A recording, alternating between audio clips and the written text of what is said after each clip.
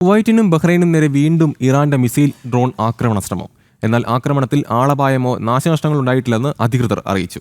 വ്യോമാതിർത്തിയിലേക്ക് കടന്ന മിസൈലുകളും ഡ്രോണുകളും വിജയകരമായി തടഞ്ഞതായും ഇരു രാജ്യങ്ങളും വ്യക്തമാക്കി.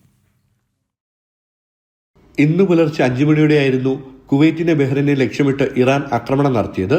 സുരക്ഷാ മുൻകരുതലുകളുടെ ഭാഗമായി കുവൈറ്റിന്റെ വ്യോമ പ്രതിരോധ സംവിധാനങ്ങൾ അടിയന്തരമായി സജ്ജമാക്കുകയും ശത്രുക്കളുടെ മിസൈലുകളും ഡ്രോണുകളും ആകാശത്ത് തന്നെ തകർക്കുകയും ചെയ്തതായി കുവൈറ്റ് സായുധ സേനയുടെ ജനറൽ കമാൻഡ് അറിയിച്ചു.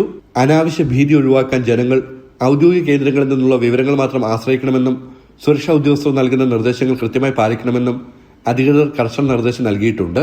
അതേസമയം ഇറാന്റെ ഭാഗത്തുനിന്നുണ്ടായ ശക്തമായ വ്യോമാക്രമണങ്ങളെ ബഹ്റൈൻ സൈന്യവും വിജയകരമായി പ്രതിരോധിച്ചു. പുലർച്ചെയോടെ രാജ്യത്ത് വ്യോമാക്രമണ മുന്നറിയിപ്പ് നൽകുന്ന സൈറണുകൾ മുഴങ്ങിയതായി ബഹ്റൈൻ ആഭ്യന്തര മന്ത്രാലയം വ്യക്തമാക്കി.